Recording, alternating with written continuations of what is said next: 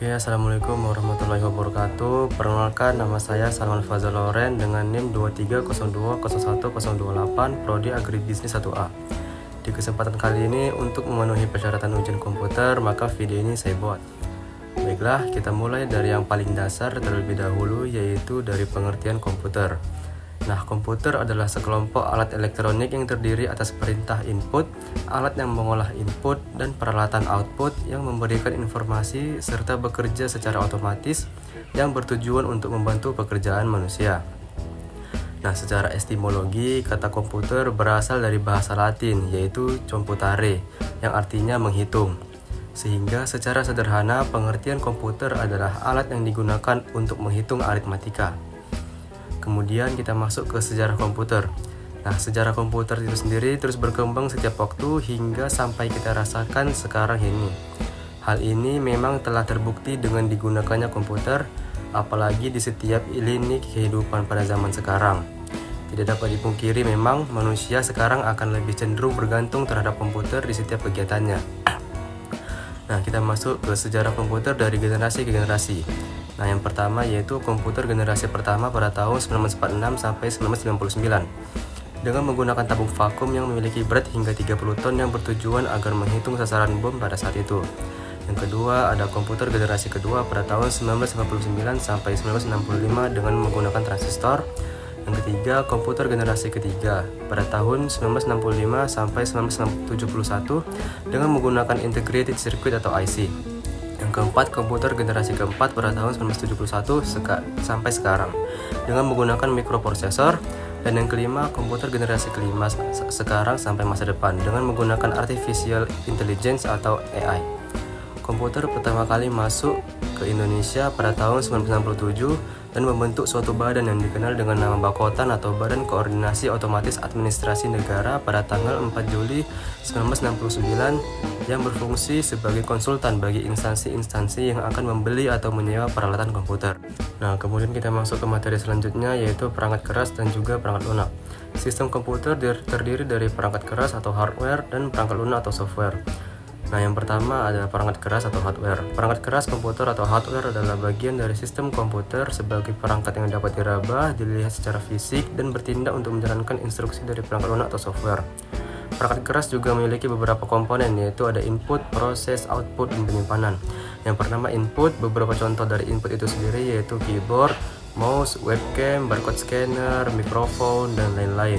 Yang kedua ada proses. Bentuk dari proses dari komputer itu sendiri ada di CPU, motherboard, power supply, dan lain-lain. Yang ketiga ada output.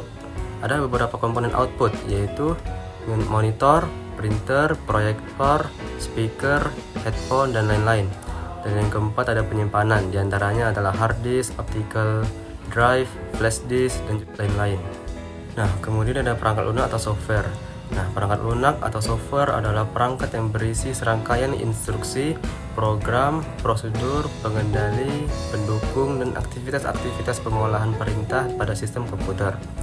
Nah, tanpa software itu sendiri, komputer adalah rongsokan elektronik.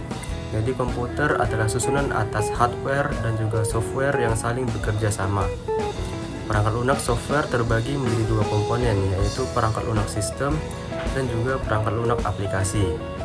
Yang pertama ada perangkat lunak sistem yang berfungsi untuk mengendalikan sistem kerja yang mendasar sehingga mengatur kerja media input, output, tabel pengodean, memori, penjadwalan prosesor, dan lain-lain. Contohnya seperti Windows, Linux, iOS, Android, macOS, dan lain-lain. Yang kedua ada perangkat lunak atau perangkat lunak aplikasi adalah perangkat lunak yang dirancang khusus untuk kebutuhan tertentu. Misalnya program pengolah kata, mengolah lembar kerja, program presentasi, dan lain-lain. Contohnya seperti Microsoft Word, Microsoft Excel, PowerPoint, dan lain-lain. Nah, ternyata ada lagi program-program dalam perangkat lunak. Di antaranya adalah yang pertama bahasa pemrograman, yaitu program yang digunakan untuk menerjemahkan instruksi-instruksi yang ditulis dalam bahasa pemrograman ke bahasa mesin dengan aturan atau prosedur tertentu agar diterima oleh komputer. Dan yang kedua adalah program bantu atau utility yang berfungsi sebagai aplikasi pembantu dalam kegiatan yang ada hubungannya dengan komputer. Misalnya memformat disket, mengcopy data, mengkompres file, antivirus, dan lain-lain. Kemudian kita masuk ke pembahasan terakhir, yaitu pengoperasian komputer. Kita masuk yang pertama, yaitu menyalakan komputer. Nah, bagaimana sih cara menyalakan komputer yang baik dan benar? Nah, langkah awal dalam mengaktifkan komputer adalah dengan melakukan proses booting. Nah, booting itu sendiri adalah proses mengaktifkan komputer mulai dari awal. Proses booting ada dua macam, yaitu cold booting dan warm booting. Cold booting adalah proses menghidupkan komputer pada saat komputer dari keadaan mati atau belum mendapatkan arus listrik hingga komputer menyala. Sedangkan warm booting adalah proses menghidupkan komputer yang dilakukan pada saat komputer sedang menyala atau ada arus listrik. Diulangi lagi proses bootingnya seperti restart. Yang kedua, cara mematikan komputer. Untuk cara mematikan komputer adalah yang pertama, klik menu start yang berada di pojok kiri bawah. Yang kedua, klik shutdown. Yang ketiga, tunggu beberapa saat hingga monitor mati dan suara CPU tidak terdengar lagi. Yang ketiga, ada prosedur penggunaan komputer agar awet dan aman. Nah, langkah-langkahnya adalah yang pertama, jangan memaksakan komputer untuk menjalankan program yang tidak memenuhi spesifikasi. Yang kedua, mengikuti langkah-langkah dalam menghidupkan atau mematikan komputer dengan benar. Yang ketiga, jangan pernah melakukan overclock prosesor jika tidak tahu caranya.